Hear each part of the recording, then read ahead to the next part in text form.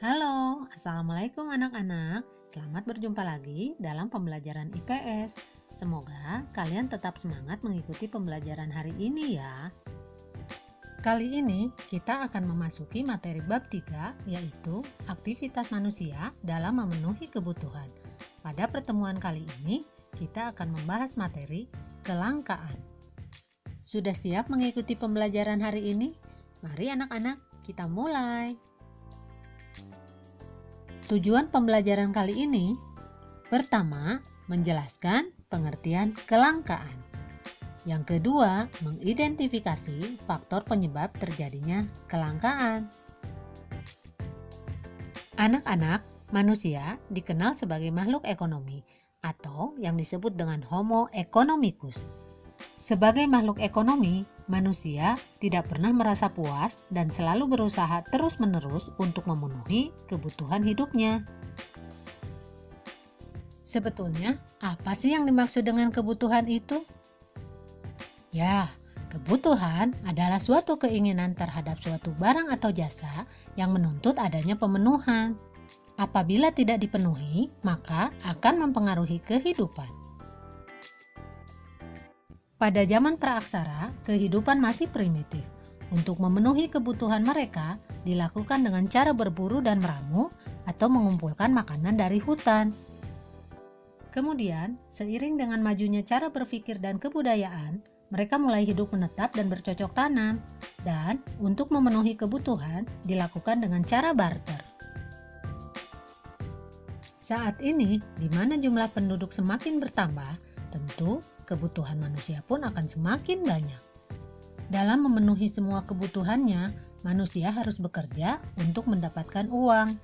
Kemudian, dengan uang itu digunakan untuk memenuhi kebutuhan hidupnya. Nah, anak-anak, sekarang coba kalian perhatikan gambar berikut ini. Kejadian apa yang kamu lihat dari gambar tersebut? Gambar ini menunjukkan antrian BBM di pom bensin. Sedangkan gambar yang kedua menunjukkan orang sedang mengantri untuk mendapatkan air bersih. Nah, sekarang pertanyaannya, kenapa dua kejadian itu bisa terjadi? Kebutuhan manusia tidak terbatas, sementara alat pemenuhan kebutuhan terbatas, sehingga menimbulkan masalah ekonomi berupa kelangkaan. Kelangkaan adalah suatu keadaan di mana terjadi ketidakseimbangan antara kebutuhan manusia yang banyak, sementara barang dan sumber daya jumlahnya terbatas. Contohnya, LPG yang sering langka karena adanya produksi yang terkendala, tetapi kebutuhan masyarakat banyak, maka timbullah kelangkaan dengan adanya antrian panjang. Faktor penyebab kelangkaan, yang pertama, keterbatasan sumber daya. Alam menyediakan sumber daya yang cukup melimpah, namun tetap saja jumlahnya terbatas, apalagi jika manusia mengolahnya secara sembarangan. Walaupun sumber daya tersebut dapat diperbaharui atau tersedia secara bebas, tetap saja akan berkurang dan lama-kelamaan akan habis. Yang kedua, perbedaan letak geografis. Sumber daya alam biasanya tersebar tidak merata di setiap daerah. Ada daerah yang sangat subur, ada daerah yang kaya akan bahan tambang, namun ada pula daerah yang gersang dan selalu kekurangan air. Perbedaan ini menyebabkan sumber daya menjadi langka dan terbatas, terutama bagi daerah yang tidak mempunyai sumber daya alam yang melimpah. Yang ketiga, pertambahan jumlah penduduk. Pertumbuhan jumlah penduduk selalu lebih cepat dibandingkan dengan pertumbuhan produksi barang dan jasa. Hal ini menimbulkan ketidakseimbangan antara kebutuhan dengan ketersediaan barang dan jasa. Selanjutnya, keterbatasan kemampuan produksi.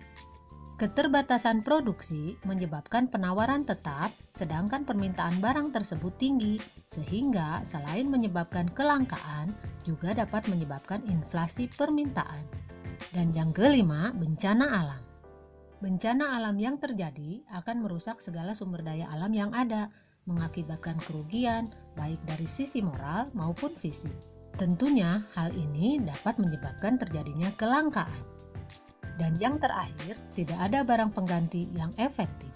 Tidak adanya pengganti akan suatu barang atau jasa merupakan salah satu penyebab terjadinya kelangkaan. Nah, anak-anak, setelah kalian mengetahui faktor penyebab kelangkaan, sekarang bagaimana usaha untuk mengatasi kelangkaan tersebut? Usaha untuk mengatasi kelangkaan, pertama, menyusun skala prioritas. Skala prioritas diperlukan untuk menentukan urutan kebutuhan dari yang terpenting sampai dengan yang kurang penting. Dengan menyusun skala prioritas, kita dapat melihat kebutuhan mana yang benar-benar mendesak dan harus dipenuhi. Yang kedua, menghemat penggunaan sumber daya alam. Yang ketiga, memelihara dan melestarikan sumber daya alam dengan baik. Yang keempat, menciptakan alat pemenuhan atau barang pengganti. Dan yang terakhir, meningkatkan pengelolaan berbagai macam sumber daya alam sehingga lebih bermanfaat bagi kehidupan manusia. Nah, anak-anak, sudah paham kan mengenai konsep kelangkaan dan kebutuhan? Sampai di sini dulu pertemuan kita kali ini. Bertemu lagi pada pembahasan materi selanjutnya. Wassalamualaikum warahmatullahi wabarakatuh.